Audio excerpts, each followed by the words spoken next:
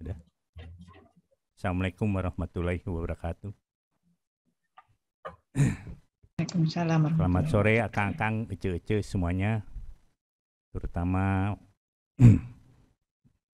untuk yang saya hormati Pak Deputi dari Departemen Koperasi, senior kami Kang Burhanuddin Abdullah, Dekan Fakultas Pertanian Kang Medi, rekan sangkatan saya mantan Rektor Kang Ganjar, dan senior-senior serta alumni Fakultas Pertanian Universitas Padjadjaran.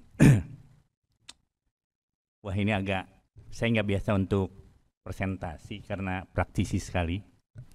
Perkenalkan, saya Yungki Sofyan. Mungkin dosen-dosen senior udah tahu bahwa saya sebenarnya bukan mahasiswa yang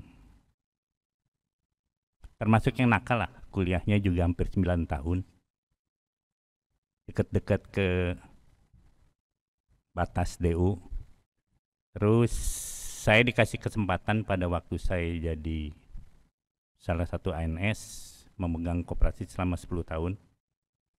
Dari sana saya berpikir bahwa ekonomi Indonesia ini harus berpihak kepada pihak koperasi. Ini yang jadi patokan saya, sehingga pada waktu Juli 2020 rekan-rekan PFU untuk menyampaikan sesuatu gagasan, saya katakan kalau koperasi oke, tapi kalau di lain itu saya nggak akan ikut serta. Akhirnya disepakati, dan saya senang selama setahun kita berdebat, berdiskusi semuanya, kesulitan untuk membentukkan koperasi itu semakin yakin. Makanya hari ini saya coba untuk menyampaikan sekedar kemana kita akan bawa koperasi Bumi Tani Padjadjaran. Roadmap-nya seperti apa. Ini sebagai gambaran saja, dan masih mungkin untuk diperbaiki pada waktu nanti kita RAT awal pembentukan pengurus dan pengawas. Silakan.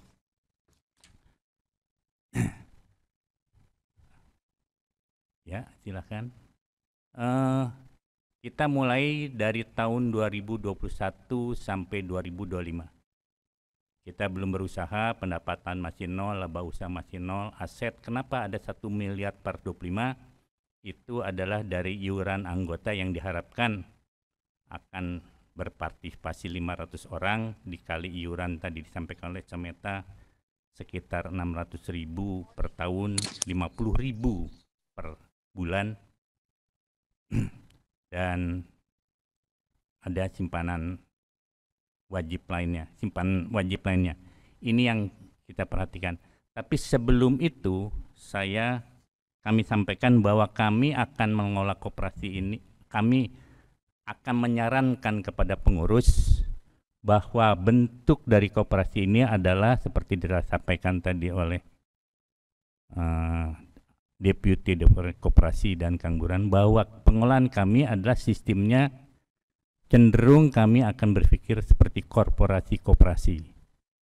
Jadi pengurus adalah as a board of director, pengawas as a board of commissaries, rapat anggota adalah rapat pemegang saham dengan suara satu walaupun dia mempunyai simpanan yang banyak. Satu suara dimiliki oleh satu anggota. Jadi sangat berbeda dengan korporasi perusahaan swasta lainnya. Inilah wujud koperasi yang kami inginkan. Nantinya di bawahnya itu akan muncul adalah SBU yang telah dilakukan oleh para anggota. Sebagai gambaran adalah tahun 2021 pendirian koperasi sudah, nama ADRT dan logo sudah, jumlah anggota, sasaran kami pelaksanaan RAT mudah-mudahan kita usahakan minggu depan sehingga kita dapat lebih cepat. Penyusunan proses bisnis juga nanti kita coba pada RAT itu, tapi kami sudah coba membantu membuat itu, yaitu penyusunan feasibility study, strategic business unit. Satu, ada budidaya udang faname. Kita orang punya potensial di anggota. Ada Kang Denny Indrajaya seorang praktisi, bekas ketua GPMT yang tahu detailnya, apalagi beliau ini sekretaris masyarakat agrikultur Indonesia, tahu kemana budidaya Faname yang sebaiknya dan ekspornya seperti apa. Trading beras, ada Kang Eng yang sudah punya pengalaman dengan hampir 1.000 ton per bulan.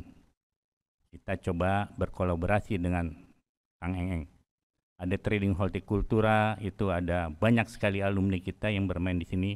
Masalahnya adalah sekarang kita belum buat blockchain antar mereka, belum ada supply chain antar mereka, sehingga kesulitan itu selalu muncul pada saat panen dan sebagainya.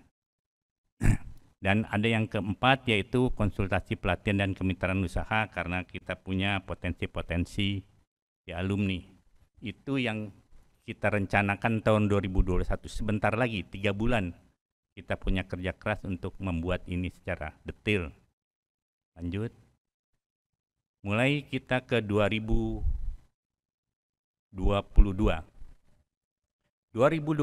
mulai ada itu pelaksanaan budidaya udang Faname, ada SBU trading beras, ada SBU trading hortikultura, dilanjutkan dengan penyusunan FS unit lain yaitu trading ekspor. Kita rencananya akan kita berkolaborasi dengan para alumni kita yang sudah mempunyai jalur ekspor, diantaranya Kang Lewi dan Kang Denny Indrajaya. Kang Lewi angkatan 88 dan Kang Denny Indrajaya angkatan 80. Mereka tahu bagaimana mencara ekspor dan cara yang benar. Kedua, SBU umbi-umbian kita tahu punya potensi, ada Kang Nasrun, ada banyak sekali. Ada benih kentang, ada Kang Febri Yansah di Jawa Timur yang selalu berjuang terus. Ada SBU madu, ada Kang Tunggul, ada SBU kacang-kacangan. Kita punya potensi di sini. Kang Abdullah 95, mantan CEO Kacang Garuda. Saya telah berdiskusi dengan beliau, kenapa kita tidak follow kesuksesan Kacang Garuda. Mereka bukan orang pertanian, tapi mereka sukses mengelola kacang-kacangan. Hanya komoditi kacang. Ada SBU Gula Aren, itu ada Kang Lewi dengan potensi pasarnya. Di sana kita dapatkan dengan 3 SBU, mudah-mudahan kita udah mulai punya pendapatan sekitar 11,1 miliar. Laba usahanya 1,1 miliar, asetnya sekitar 1,8 miliar. Lanjut, tahun 2022 mulai kita tetap itu peningkatan jumlah anggota, kita harapkan dari alumni yang 5.000 minimal 2.500 bisa jadi anggota koperasi. Kita wajib untuk saling bantu sesama alumni. Yang mampu punya dana silahkan ke kita, kita bantu alumni yang lain. Lembaganya ada, koperasi. Pelaksanaan RT itu wajib selalu dilaksanakan oleh sebuah lembaga koperasi. Mulai kita melakukan peningkatan eksistensi SBU budidaya Faname, trading beras dan hortikultura. Karena itu wajib kalau kita sudah mengetahui untuk melakukan ekstensifikasi seperti itu. Umpamanya nantinya dari budidaya Faname dari 1 hektar ke 2 hektar, trading beras biasanya kita 40 ton per bulan menjadi 60 ton atau 80 ton. Trading hortikultura pun sama.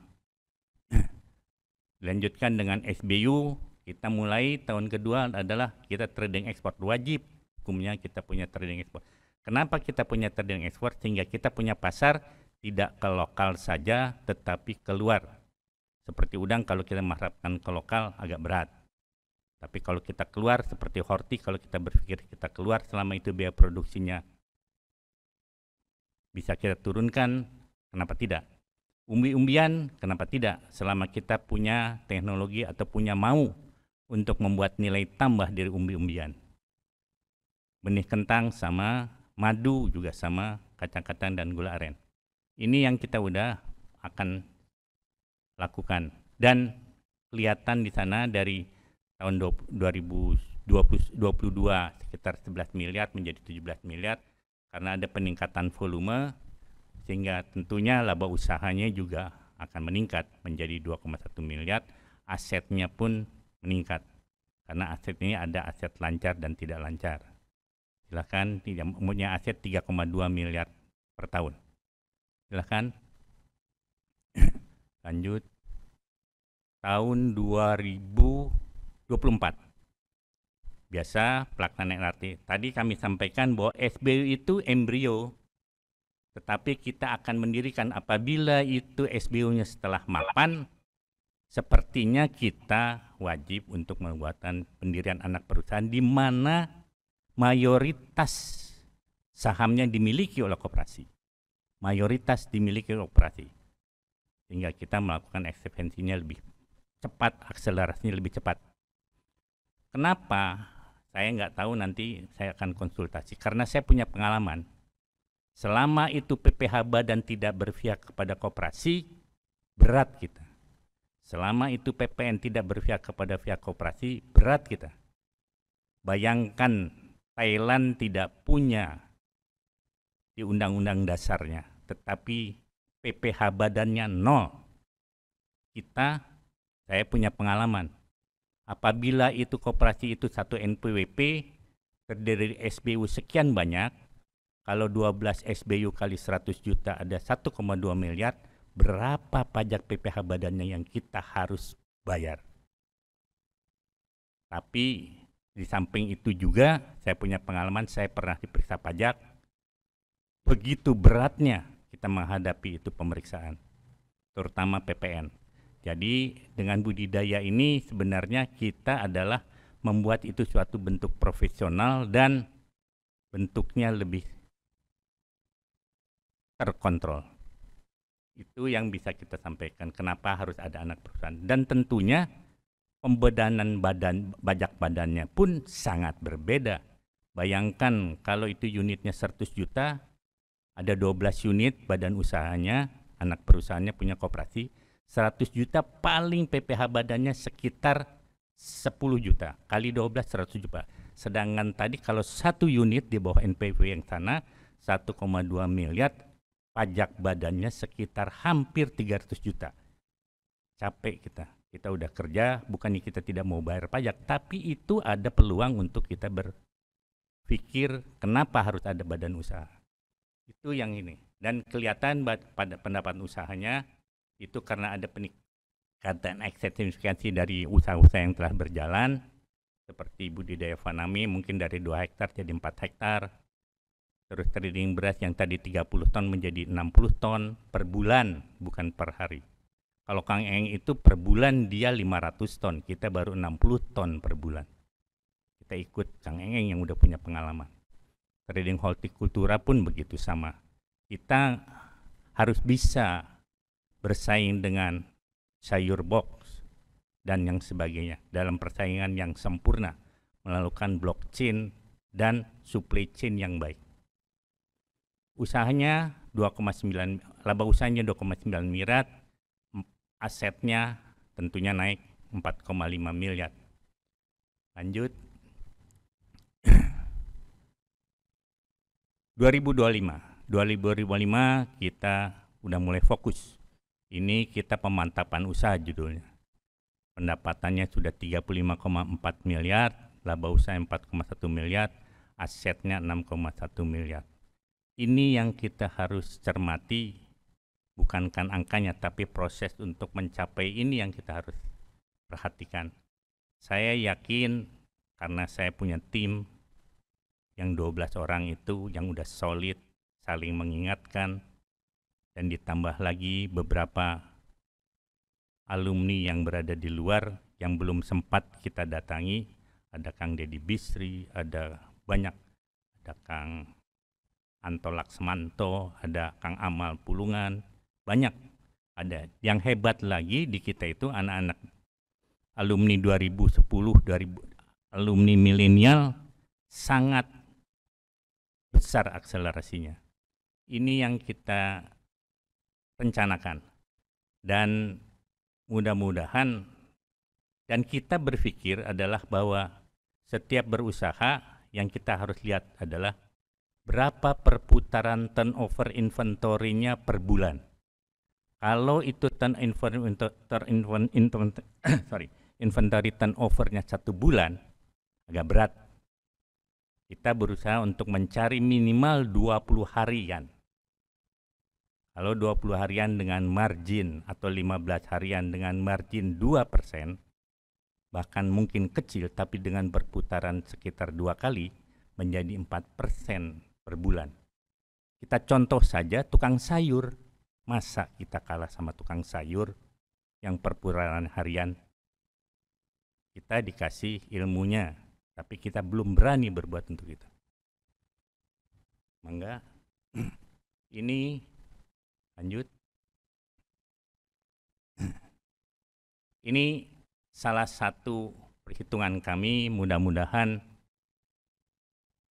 apa yang kami pikirkan bisa terrealisir. Kami mohon setiap angkatan, mari kita berpartisipasi, berkolaborasi, beribadah berjamaah sama-sama untuk memajukan koperasi ini.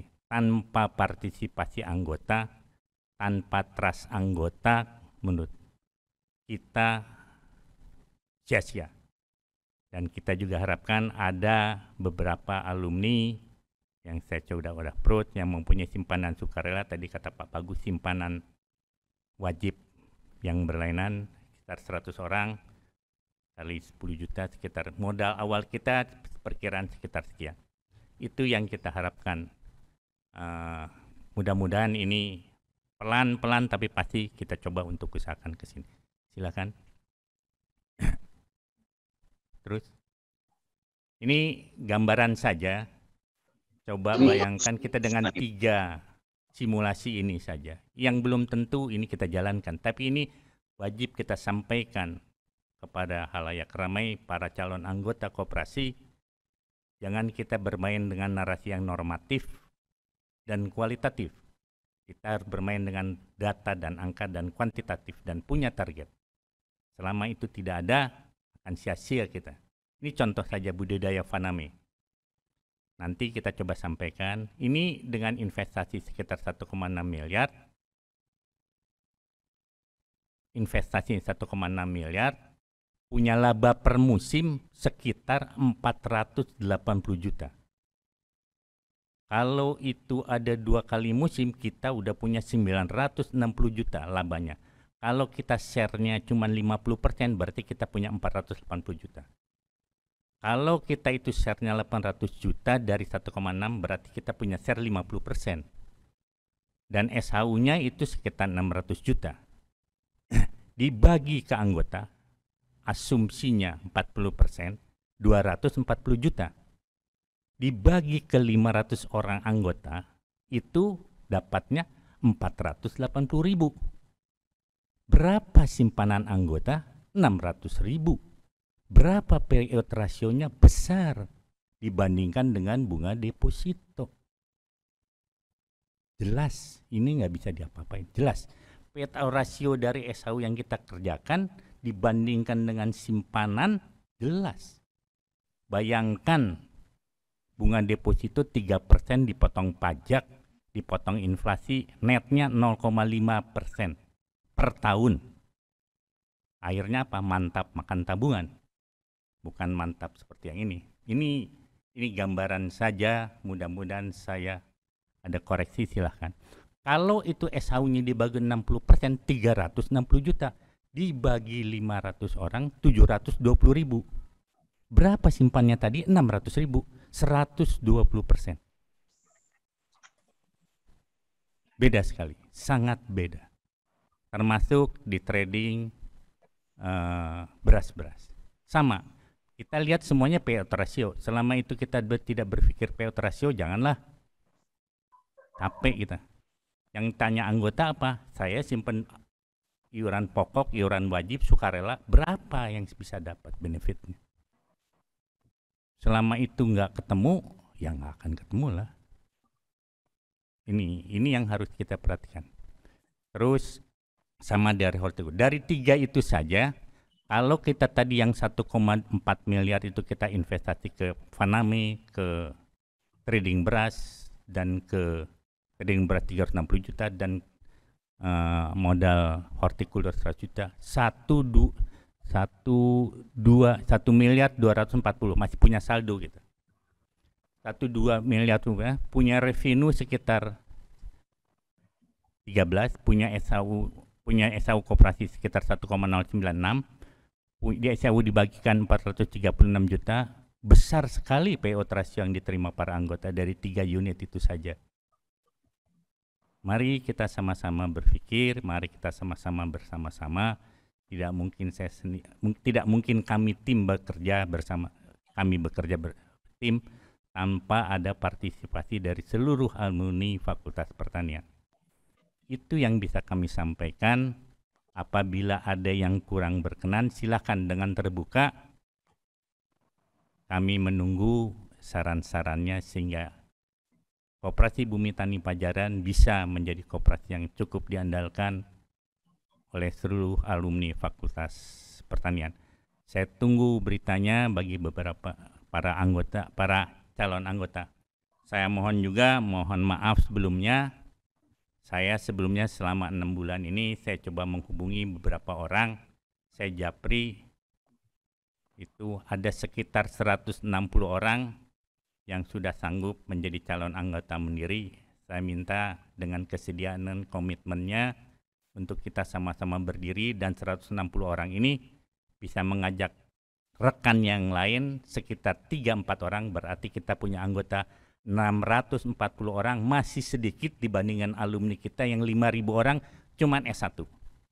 Belum S2, belum S3, belum D3 dan sebagainya. Itu. Ada lagi, sebenarnya banyak yang kita harus kerjakan. Ada lagi, jangan lupa bahwa saya punya pemikiran, kami punya pemikiran adalah aset apabila secara laba rugi negatif itu adalah liability. Jadi sekarang kita berpikir gimana itu semuanya asetnya itu menjadi non-liability. Rumah adalah liability. Terima kasih, mudah-mudahan saya tunggu kehadiran akang-akang ece-ece untuk berpartisipasi di Koperasi Bumi Tani Pajajaran. Wabillahi taufik wal hidayah. Wassalamualaikum warahmatullahi wabarakatuh. Waalaikumsalam warahmatullahi wabarakatuh. Nuhun Kang Yongki.